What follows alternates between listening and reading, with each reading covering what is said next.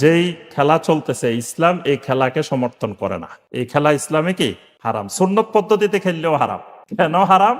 কারণ প্রথম কথা যে খেলাধুলা ইসলামের জায়েজ শরীর চর্চার জন্য বা সাময়িক কিছু বিনোদনের জন্য, কিন্তু এটা প্রতিযোগিতামূলক হারে এটা খেলা ইসলামে হারাম। তাহলে প্রথম কথা এটা হারাম। এটা সৌদি আরব খেললেও হারাম, যে দেশে খেলুক সেই দেশেও হারাম। সৌদি আরব খেললে সব জায়েজ হয়ে যাবে বিষয়টা এরকমও নয়। সৌদি আরব পৃথিবীতে দলিল না। তো সুতরাং যে দেশে খেলুক, বিশেষ করে কাফের মুশরিকদের প্রতি যে মহব্বত, তাদের গেঞ্জিটা পরে সে আরাম পাইতেছে, তার কাছে ভালো লাগতেছে, তার অর্থ হলো সে তাদেরকে ভালোবাসে। তাদের মতো চুল কাটতে সে পছন্দ করতেছে, তাদের মতো দাড়ি রাখতে সে পছন্দ করতেছে, তাদের মতো উঠা বসা করতে সে পছন্দ করতেছে। তাহলে এই কুপ্পার মুশরিকদের প্রতি সামান্য ভালোবাসা জাগ্রত হইলে ইমান নষ্ট হয়েছে। দ্বিতীয়ত এই খেলার মধ্যে অসংখ্য হারাম জিনিস আছে। এক নম্বরে জুয়া আছে, তারপরে এই খেলার মধ্যে সতর তরক করা হচ্ছে। এই সতর তরক করা হারাম, কবিরা গুনাহ, যতজন দেখতেছে এই হারামের মধ্যে অংশগ্রহণ করতেছে। তৃতীয়ত এই খেলা দেখতে গিয়ে কিছুক্ষণ পর পর অশ্লীল বিজ্ঞাপন আসতেছে। তাহলে এই যে গুনাহ কতগুলা যুক্ত হচ্ছে একটার সাথে একটা। তারপরে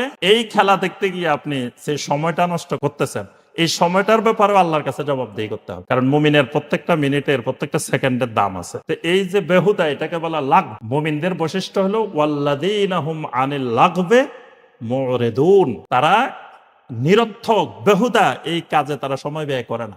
আপনি রাত জেগে যদি খেলা দেখেন, দিনের বেলা অফিসে আপনি সঠিকভাবে কাজ করতে পারবেন না, আপনার পড়ালেখার ডিস্টার্ব হবে সব। তাই ওই যে হারাম কাজটা করতে যাই, আপনি যে সময়টা দিচ্ছেন, এই সময়টা দেওয়া ছিল আপনার জন্য হারাম। তারপরে আপনি ইবাদত বন্দেগী থেকে গাফেল হওয়ার সুযোগ এখানে দেখা গেছে। নামাজের টাইম হয়েছে কিন্তু আপনি খেলাধুলা করতেছেন। আমাকে ওই দিন একজনে বললেন যে ওয়াজ মাহফিল দিছে, এখান দিয়ে খেলা চলতেছে, এখন মাহফিলের লোক নাই টাঙ্গাইলের এক জায়গায়। তারা জানতো না যে আগে সেদিন ফাইনাল খেলা, এখন আগে ডেট করে ফেলছে, এখন মাহফিল খালি, মানে এলাকায় মানুষ ভর্তি, সব খেলা দেখবে, মাহফিল শুনবে না। তাহলে দিন থেকে কত বড় গাফেল। অথচ ইমানদারের বৈশিষ্ট্য হলো ইমানদারকে কোনো খেলাধুলা, দুনিয়ার কোনো ব্যবসা বাণিজ্য কিছু আল্লাহর জিকির থেকে গাফেল করতে পারে না।